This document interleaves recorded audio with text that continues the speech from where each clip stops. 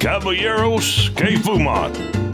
Well, we're smoking a gem today, guys. A gem of Yeah. Special. Yeah, the Romeo y Julieta or Romeo y Julieta. I don't know. How do you say that in English, Jimmy? R&J. R&J. I say Romeo y Julieta. So Romeo y Julieta 150th anniversary. Can you see that there? Yeah.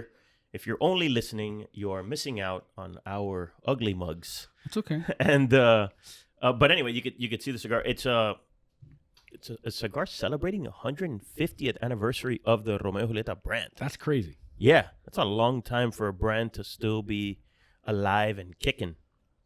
And boy, is it kicking. It is. Yeah, man. Good start, by the way. Oof. So this cigar, we tasted it for the first time at the Pro Cigar Festival. That's when they sort of launched it. And we loved it at the show, at the festival. But, when you're smoking, there's something about when you're smoking a cigar where it's made and with the people who made it. It's crazy, but it's always better, right? And so I smoked it there with them, and I was like, wow, this is exceptional. But, we were there with them, a few feet away from where it's made. It's like when you go to grandma's house and she makes you a home cooked meal. And you just can't duplicate it, right? Yeah. So then we got here, and then in the last issue that came out, we rated it blind, as we always do our ratings, and it scored 92 points. Everybody on the panel absolutely loved the cigar, and so it justified what I had tasted down there. And so I love the smoke. I'm going to tell you some details about it. So we are smoking it in the Balconet, which is a 6x54. So all the Vitola names are Romeo Julieta related, right? So Balconet, 6x54, MSRP $27, made in the Dominican Republic at Tabacalera de Garcia. Ecuador Sumatra wrapper, Mexican San Andres binder, as Peruvian, Honduran, and Dominican tobacco. I mean, everybody's involved. Except Nicaragua. Which is funny, right?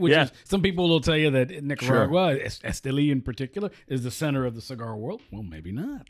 Well, so these guys sourced this tobacco from all over, and man, I'm not exaggerating when I say it's my favorite cigar to come out of that factory, Tabacalera de Garcia, which is in La Romana. I've been super impressed by it. What do you guys think about it? I mean, we really only just lit. You guys are a little farther ahead than me. So it's I find it to be full body, so it has a lot of flavor to it. So I get leathery notes, and it has some cream to it. Has sweetness, a little bit of bite, also a soft pepper. I would almost guess that it had Nicaraguan tobacco, but it's interesting that it doesn't, because it has that. It's not full strength, but it's kind of like a medium plus strength. So I would assume that it'd be like a Nicaraguan tobacco, but it doesn't. It smokes like a Nicaraguan, but it has none in it. Yeah. Maybe it's a Mexican San Andres. Also has some Peruvian tobacco and in it. Has some Peruvian, but it's awesome. Peruvian tobacco does give you that little spiciness that you're getting. I mean, there is so much going on in this cigar right now. First of all, I mean, it's elegant, it's regal. I mean, just by the band itself. The presentation, the wrapper, the way the wrapper looks, and the way it's applied, right? Yeah, I mean, it's really. It almost looks like you should be, at a wedding or at some sort of high-end, function. There's a presidential inauguration or something. You know what I mean? Something like important is happening because you're smoking this. And I tell you what, it does not fall short. I mean, it's got a bite. Yeah, it's healthy. What do you guys, when you guys say it has a bite? What do you mean by that? I'm curious. Well, for me, and I just started it, so for me, it definitely it's a little spicy on the tongue. Like it's not offensive, it's not unbearable, and I think the cream there kind of balances it out. Yeah. But it definitely it grabs your attention. So I wouldn't start the day with this. No, you know what I mean? Like we are. Yeah. Well, I gave you an empanada. Perfect. That's right. That's right. And some water and coffee. It smokes like if we were smoking Jasper's Saddle with like a little bit of spice to it. Right. Is that positive or it's in a good way? And the only other word I can come up with is elegant. I mean, this thing smokes feels, smells, looks elegant. Yeah, I think elegant is a nice way to put it. But it's a complex smoke. It really is. Like people talk about complexity in different ways. You can attribute complexity to the way that a cigar starts and then transitions to another sort of flavor where some go up and down and then transitions again, and you can call that complexity. And we don't have that yet because we just lit it. But you can also think about complexity in the amount of flavors and the layers of flavors that they're in there. And I think in that way, right now, right out of the gate, it does. I mean, it has a ton of different flavors that are layered one on top of the other. Yeah. So I don't know. I get. I mean, I feel like a kid at a candy store. I'll take that. I'll take that. I'll take this. I'll take that. 2 of those, 3 of those, 5 of those. Yeah, I think that black pepper is there, right? Maybe also like it's almost leaning towards like a red pepper, even though right. That's where you're getting like I think that's what you're calling bite. Sure. Yeah. And then but it has some earthiness, right, in the background that just kind of like holds it all together. And then there's like a raisin kind of sweetness or currant or something like that. You get that? Yeah, I get it. Have you been able to retrohale this? Have you tried to retrohale? Yeah. It's a little heat, right? Yeah. It definitely moves. It moves some furniture around. Let's put it that way, right? So it's very worthy of this 150th designation. 1,000%. For sure. This is amazing.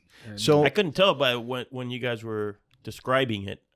I couldn't tell if it was positive or negative. No, absolutely positive. So, and again, I don't want to sound like a lapdog, or anything like that. Like, but again, it's so impressive. Yeah. You know what I mean? And this is just the beginning. I can only imagine.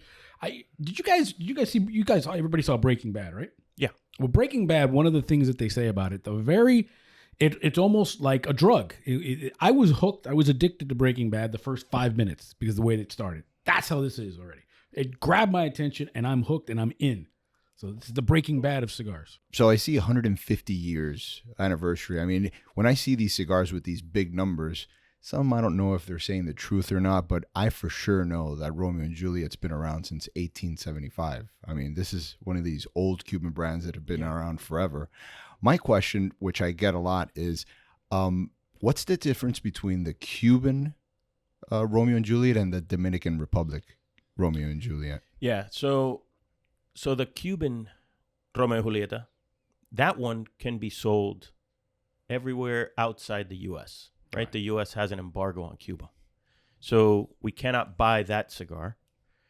And it's a completely different cigar. It's obviously made in Cuba, has been made in Cuba since 1875. Now, yes, it has been made in Cuba since 1875, but during the Castro Revolution, that factory was nationalized. So while it's still made in the same country, it's not made by the same people. Let's be honest about that, right?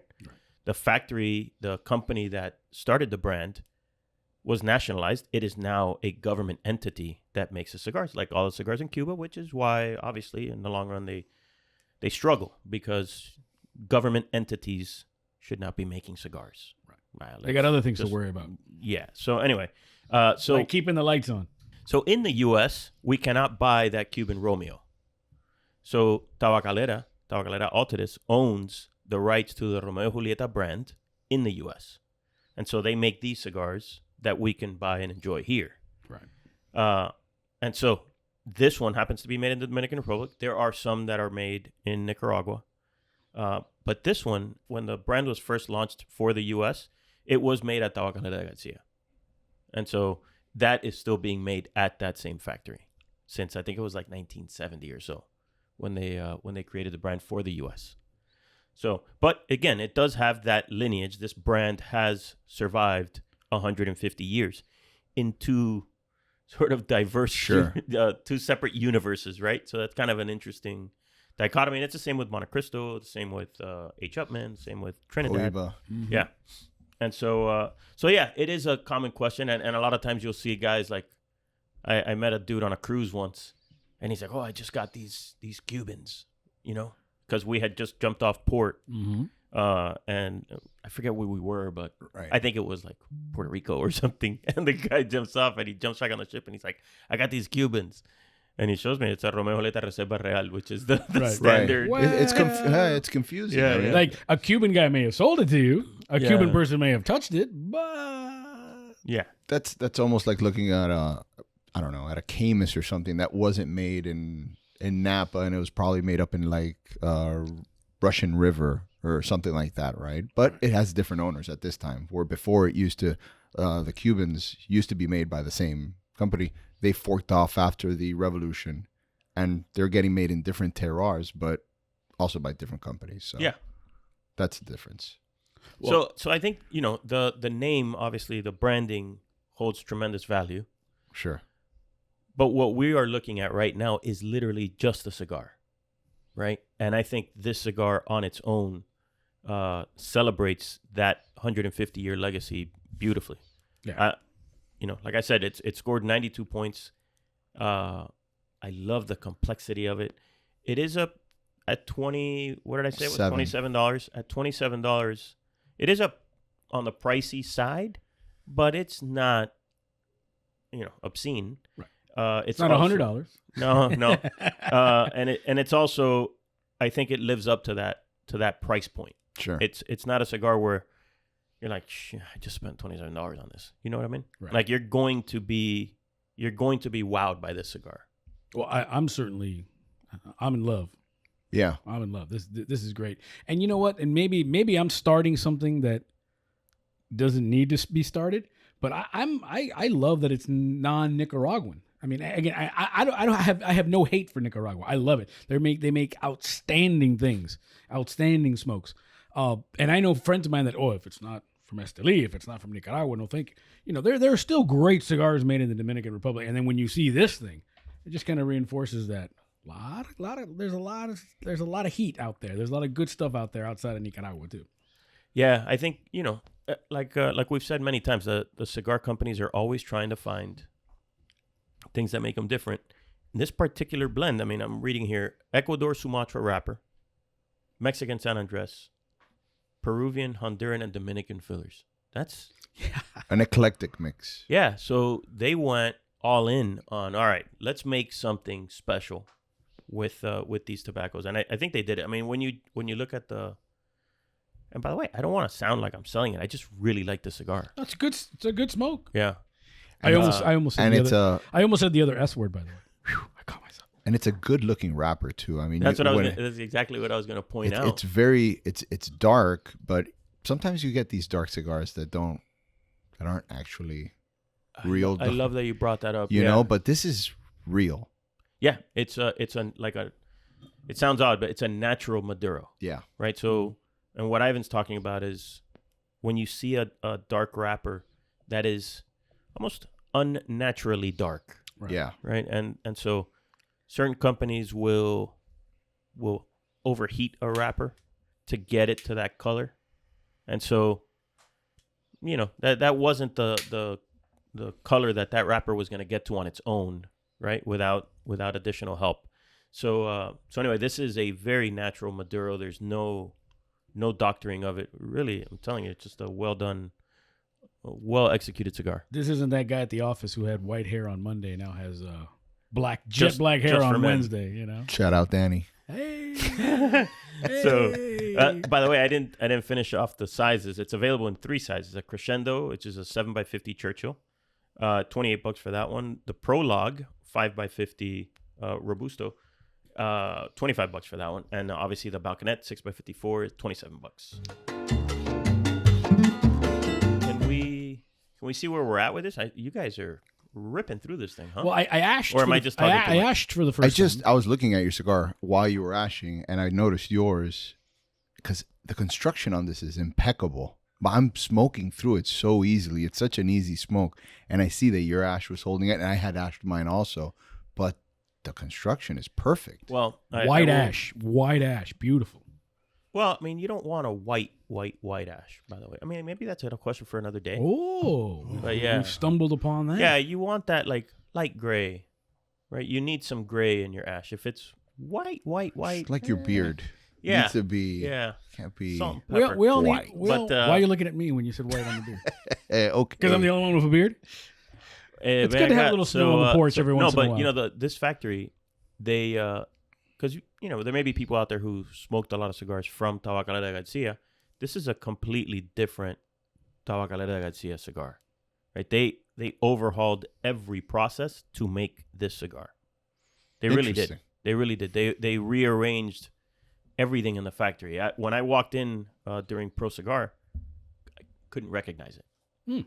They had rearranged everything, and so they've brought in some much needed focus on quality.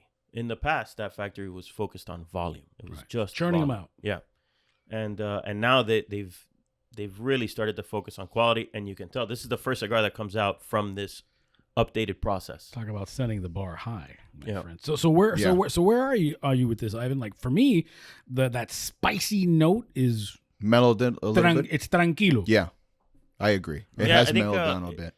Like maybe the wood note, like the woodiness, has cranked up. I couldn't taste it before at this level. Now the wood is increased, which is nice. I think the nuts were like very roasted nuts before. Now they're more like a toasted almond kind of nut. I don't know. That's where I'm at. Yeah. Good stuff. Well, stay tuned. I got to slow down with this because we still got some whiskey to get after. All right, guys. So the Woodinville was a hit. This Romeo and Julieta, amazing. So as we're wrapping this up, what are our thoughts on the cigars before we say goodbye? It has changed. Like now that the whiskey has dissipated a bit. Yeah. It has changed again, right? And so I think that's very interesting when a cigar does that. So they've done an incredible job with it. It's getting like earthy, like more of that like Honduran, like terroir. Honduras is stepping up right now. Yeah, I think so.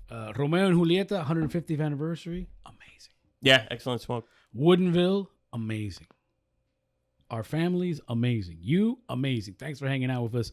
I drink this to you, for Eric, for Ivan, for our EP, Christian, and for all involved. I'm Jim Rodriguez. Enjoy the smoky treats, and we will talk to you soon. Thanks for watching Cigar Snob on YouTube. Be sure to like, comment, and subscribe if you enjoyed what you saw. Also head over to our YouTube channel to check out more exciting content. And also head over to cigarsnob.com where you can subscribe to our print magazine and receive it at home 6 times a year. Thanks again. See you.